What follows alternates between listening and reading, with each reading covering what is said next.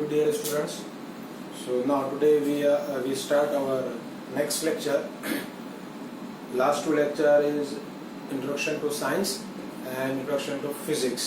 अब हम लोग स्टार्ट करेंगे फिजिक्स के basic concepts. Means basic concept तो बहुत ज़्यादा है, बट अभी स्टार्ट करते हैं बेसिक सिंबल्स. कि फिजिक्स में और मैथमेटिक्स में आपके कौन कौन से सिंबल्स यूज होते हैं और कौन कौन से आपके सिंबल्स आते हैं जो यूज होते हैं वो वाले. सो सबसे पहला बेसिक सिंबल है हमारा. Okay, so these are the Greek alphabet. Means जो लैंग्वेज होता है ग्रीक लैंग्वेज, उसमें बहुत सारे अल्फाबेट यूज होते हैं. और यहाँ पे हम लोगों को फिजिक्स में, मैथमेटिक्स में और जो भी हम लोगों का एजुकेशन है वहाँ पे हम लोगों के सिर्फ ग्रीक अल्फाबेट ही यूज होते हैं. यहाँ पे मैंने कुछ सिंबल्स अल्फाबेट लिखे हैं और कुछ उसके सिंबल्स दिए हैं. ये कुछ इसमें से आपको पता होगा और बहुत कुछ आपके लिए न्यू होगा. सो वो आगे हम लोग देखेंगे कहाँ कहाँ यूज होते हैं. अलग अलग टर्मिनोलॉजी के लिए अलग अलग यूज होता है. हर एक नोटिफिकेशन अलग है. सबसे पहला है हम लोगों का अल्फा. 10th में आप लोगों ने देखा होगा सिंबल यहाँ पे अवेलेबल है. ये alpha maximum, alpha, beta and theta और गामा. अल्फा, बीटा, गामा और आप लोगों का थीटा. ये जो चार है ये मैक्सिमम एंगल्स के लिए यूज होते हैं. बट बहुत से बार अल्फा आप लोगों का एंगुलर वेलोसिटी एंगुलर एक्सेलरेशन के लिए भी यूज होता है. बट हम लोग वो बाद में देखेंगे जब फिजिक्स का हम फर्स्ट यूनिट स्टार्ट करेंगे, फर्स्ट चैप्टर स्टार्ट करेंगे. बट यहाँ पे आप लोगों के पास सबसे पहला है अल्फा. सिंबल यहाँ पे है बीटा. इसका सिंबल बी होता है और बी का जो एक वर्टिकल लाइन होता है वो एक्सटेंड किया रहता है. गामा, ये सेम लाइक हम लोगों का मराठी का चार जो होता है वैसा. मीन्स आप लोग उसको एक्सटेंड कर दोगे. डेल्टा, अभी डेल्टा मीन्स यहाँ पे ये आप लोगों के लिए थोड़ा सा अलग होगा बट सिंपल है. एक राउंड देना है, डी जैसा लेते हैं आप, बट यहाँ से इसको ऐसा कर्व कर देना है. तो ये हो गया आपका डेल्टा. एप्सिलॉन, एप्सिलॉन यहाँ पे ई होगा, वो भी कर्व वाला. नेक्स्ट है हम लोगों का जीटा. ये थोड़ा कॉम्प्लिकेटेड नहीं है, हम लोग जे जैसा निकालते हैं तो ये टी टाइप और ये यहाँ से इसको कर्व कर देना है. ये हो गया आप लोगों का zeta. Eta, maximum time. This symbol is used for the efficiency. Efficiency means जो हम लोग प्रैक्टिकल जो हम लोग लेते हैं उसका लास्ट में जो परसेंटेज निकलेगा, this is always in percentage. But बहुत से बार अलग अलग जगह पे यूज होगा, but maximum time eta use होता है एफिशिएंसी के लिए. नेक्स्ट थीटा, ऑलरेडी आप लोग 10th में देख चुके हो theta. Then iota. Iota small I से डिनोट होता है. ये भी एक आपका एंगल की तरह यूज होगा बट अलग अलग जगह पे अलग अलग है. मैक्सिमम टाइम एंगल के लिए. कापा, ये थोड़ा सा डिजाइन वाला के है. Lambda, this is used for the frequency और वेवलेंथ. सो वेवलेंथ के लिए लैम्बडा यूज होगा, length of the wavelength. Next mu, ये देखा होगा आप लोगों ने, ये एम टाइप है या फिर यू बोलो आप. ये स्मॉल यू और स्मॉल यू का जो स्टार्टिंग का लाइन होता है वो थोड़ा एक्सटेंड किया हुआ रहेगा. एम यू म्यू सिमिलर है सेम. नेक्स्ट हम लोगों का न्यू, ये होगा एन यू. और ये आप लोगों का कर्व वी होता है, likewise curve V. Okay, next psi. Psi में सिंपल जैसा ही एप्सिलॉन था सेम वैसा ही है, सिर्फ एप्सिलॉन के बाद आप लोगों को जो एक्सटेंड इसका जो नेक्स्ट लाइन है वो कर्व कर देना है. ये आपका साई. Next omicron. सिंपल है, स्मॉल ओ आप लोग बना दो. ये सिंबल ओमिक्रॉन का हो गया. पाई, ऑलरेडी आप लोगों ने देख चुका है पाई, और आई थिंक आप लोगों ने लाइफ ऑफ पाई भी देखा होगा. सो ये पूरा पाई पे आप लोगों के पास एक पूरा मूवी है बना हुआ, लाइफ ऑफ पाई. बट ये वो वाला पाई नहीं है, उसमें सिर्फ वैल्यू होता है पाई का 3.14 22/7. यहाँ पे पाई का सिंबल हम लोगों के पास है. द नेक्स्ट है रो. ये आप लोगों का मराठी का 9 या फिर आप लोग अगर देखो तो ये कर्व वाला 9 हो गया. Next sigma. सिग्मा 6 टाइप है, लेकिन 6 थोड़ा सा हम लोगों को इसको सुला देना है. ये हो गया आपका 6. टाउ, टाउ उल्टा जे और टी आप लोग बना लो. कर्व वाला टी बनाओगे, ये आप लोगों का कर्व, और ये टी का आप लोगों को बेंड नीचे से दे देना है. देन एक था आपका इप्सिलॉन और दूसरा है अपसिलॉन. इप्सिलॉन ई टाइप होगा, अपसिलॉन आपका यू टाइप होगा. नेक्स्ट है phi. This is also use for angle and flux. चाय, पीने वाला चाय नहीं है, ये चाय हम लोगों का ग्रीक अल्फाबेट है. ये थोड़ा एक्स के सिंबल में होगा. सो ये यहाँ पे आप लोगों का एक्स वाला सिंबल चाय.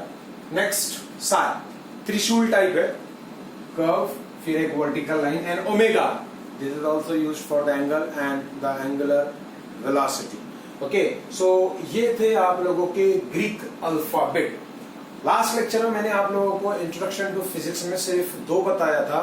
फर्स्ट था unification and reductionism. Okay, so unification means ये होगा कि टोटल जो मैकेनिज्म है, टोटल जो सिस्टम है, उसको हम लोगों को सिंगल लॉ से डिफाइन करना है। सो स्टीफन हॉकिंग का नाम सुना होगा आपने। सो स्टीफन हॉकिंग सर ने ये एक्चुअल में उनका ऐसा मानना था कि उनको पूरा जो मैकेनिज्म है, पूरा जो सिस्टम है, वो सब एक ही लॉ से डिफाइन होना चाहिए। सो वो पूरे फिजिक्स को यूनिफिकेशन में लाना चाहते थे। सेकेंड था रिडक्शनिज्म। रिडक्शनिज्म मीन्स एक बहुत बड़ा मैकेनिज्म है, बहुत बड़ा सिस्टम है, उसको छोटे छोटे पार्ट में आपको डिवाइड करना है। सो लास्ट लेक्चर में मैंने आप लोगों को ये बता दिया, यूनिफिकेशन एंड रिडक्शनिज्म। अभी ये आप लोगों के ग्रीक अल्फाबेट एंड सिंबल्स है। सो ये आप लोग देख लो और इसको आप लोग लिख भी सकते हो। ये आपके पास लॉक टेबल में रहेगा और आपको बहुत जगह मिल भी जाएगा, बट अगर आपको ये देखकर लिखना है तो आप लोग ये भी लिख सकते हो। सो इसको लिख लेना है आप लोगों ने। ओके, इसके बाद नेक्स्ट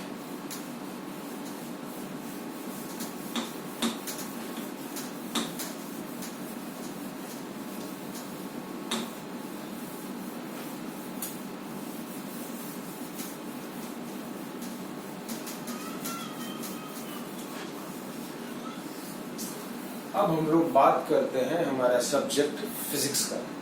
ओके, सो फिजिक्स में टोटल हम लोग के पास 2 पेपर्स, 2 सब्जेक्ट, सॉरी फिजिक्स के 2 पेपर्स होते हैं, physics 1 and physics 2। So physics 1 जो है उसमें हम लोग के पास 9 चैप्टर है और फिजिक्स 2 में हम लोगों के पास 11 चैप्टर है। फिजिक्स 1 का जो पार्ट है वो थोड़ा सा हम लोगों का मैकेनिक्स डिपेंडेंट है। उसमें पहला चैप्टर आपको सर्कुलर मोशन मिलेगा। मैं आपको बता देता हूँ। फर्स्ट हम लोग स्टार्ट करेंगे सर्कुलर मोशन। ये 12th की बात हो गई, ठीक है। First circular motion. अगर लेकिन एक बात और, सॉरी, आपको बताना चाहता हूँ कि 12th स्टार्ट करने के पहले हम लोगों को 11th में कुछ बेसिक्स है। बहुत सारे स्टूडेंट्स को और इनको ऐसा लगता है कि भाई 11th इंपॉर्टेंट नहीं है, डायरेक्ट 12th स्टार्ट करना है। या फिर बहुत सारे बच्चों का प्रॉब्लम ये हुआ कि हमको 11th नहीं पढ़ाया है, डायरेक्ट 12th पढ़ाया है। ये अलग अलग कोचिंग क्लासेस, अलग अलग सर का अलग अलग एक थिंकिंग है। बट हमारे पॉइंट ऑफ व्यू से या मेरी बात करो तो मैं ये बोलूंगा कि अगर आपको 12th स्टार्ट करना है तो 11th का बेसिक आना जरूरी है। और 11th के बेसिक के लिए जो 10th में पढ़कर आए हैं वो हम लोगों को आना बहुत जरूरी है। अब 10th में आपने फिजिक्स में क्या पढ़ा था? एक्चुअल में 10th में आपको फिजिक्स नहीं था, आपको था साइंस। साइंस में आप लोगों को वहां पे कुछ पार्ट ऑफ मैकेनिक्स था, फोर्स सिस्टम वाला, कुछ पार्ट आप लोगों को इलेक्ट्रिकल का था। सो ये दोनों मिलाकर जो बनता है वो फिजिक्स, यहाँ पे हम लोगों को वो फिजिक्स बनता है। सो वहां पे आप लोगों ने मोशंस पढ़ा होगा, वेलोसिटी पढ़ा होगा, एक्सेलरेशन पढ़ा होगा। वो सारी चीजें हम लोग यहाँ पे देखेंगे फिजिक्स के लेक्चर में। सो स्टार्ट बेसिक जो होगा यहाँ पे, वो बेसिक होगा हम लोगों का। फॉर एग्जाम्पल फिजिक्स का सबसे बेसिक कंसेप्ट मैं आप लोगों को बता रहा हूँ। मैथमेटिक्स और फिजिक्स कुछ हद तक के मीन्स 20% मैथमेटिक्स का जो है बेसिक वो आपको फिजिक्स में मिलेगा। फॉर एग्जाम्पल मैं अगर आप लोगों को बोलूं first, what is mean by displacement,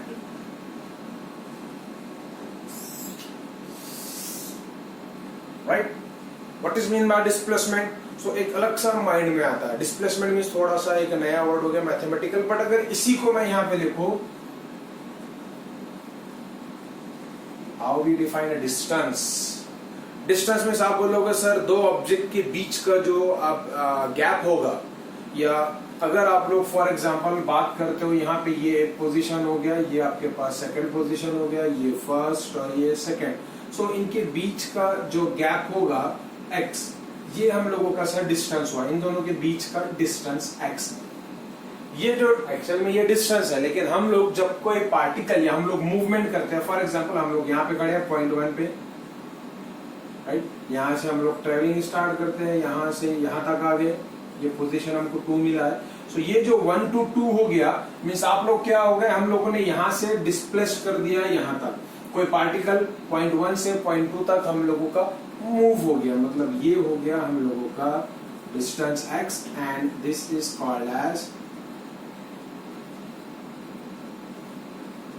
displacement. Okay, अब ये डिस्प्लेसमेंट आप लोगों का एक लीनियर होगा और एक एंगुलर होगा। लीनियर मींस जब कोई डिस्प्लेसमेंट, जब कोई पार्टिकल मूव होगा अलोंग द लेंथ, सिर्फ हॉरिजॉन्टल नहीं होता है, वर्टिकल भी होता है, इंक्लाइन भी होता है। सो लेंथ के अलोंग में जो मूव होगा वो हमारा डिस्प्लेसमेंट होगा। और एंगुलर, एक लीनियर और एक एंगुलर दो बताया है मैंने। डिस्प्लेसमेंट दो टाइप का होगा, एक linear means along the length. Okay, second है एंगुलर मींस वो कुछ एंगल थीटा बीटा गामा जो भी अभी ग्रीक अल्फाबेट में बताया वो एक एंगल बनाएगा। मींस हम लोग वॉल क्लॉक लेते हैं, सो वॉल क्लॉक का सेंटर हो गया ये 12 की पोजीशन पे आप लोगों का डायल इंडिकेटर हो गया। यहाँ से जब ये मूव होगा यहाँ पे आएगा, मींस 12 से ये 1 पे आ गया, राइट। 5 सेकंड का इसका डिस्टेंस है, तो ये जो डिस्प्लेसमेंट हुआ, ये जो एंगल हुआ theta, it is called as angular displacement. Okay, so ये बेसिक था डिस्प्लेसमेंट का, डिस्टेंस और डिस्प्लेसमेंट। अब नेक्स्ट, अब ये जो चीजें हैं डिस्प्लेसमेंट, डिस्टेंस, इन सब के लिए हम लोगों को लगता है यूनिट्स। सो यूनिट्स मींस हम लोग ये स्टडी करेंगे मेजरमेंट में। Measurement, physical world and measurement, ये आपका 11th का फर्स्ट चैप्टर है, फर्स्ट यूनिट है। सो और बेसिक भी है, तो इसमें हम लोग यही चीजें देखेंगे। फिजिकल वर्ल्ड मींस उसमें आएगा आप लोगों का physical quantities, vector quantities, units and it's measurements, importance of units, importance of measurement means unit क्या है, सबसे पहले ये हम लोग देखेंगे। उसके बाद हम लोग जाएंगे उसके नेक्स्ट आगे velocity, acceleration, angular velocity, angular acceleration, ये सारी चीजों पे। लेकिन उसके पहले हम लोग को ये पता होना चाहिए कि जो भी यूनिट्स, जो भी हम लोग के क्वांटिटीज है, तो उन सब के यूनिट्स क्या होते हैं। सो वो यूनिट्स के लिए हम लोगों को ये सारी चीजें आगे पढ़ना पड़ेगा। ओके, सो एक काम करते हैं, आज के लिए ये वीडियो यहाँ तक कहीं काफी है।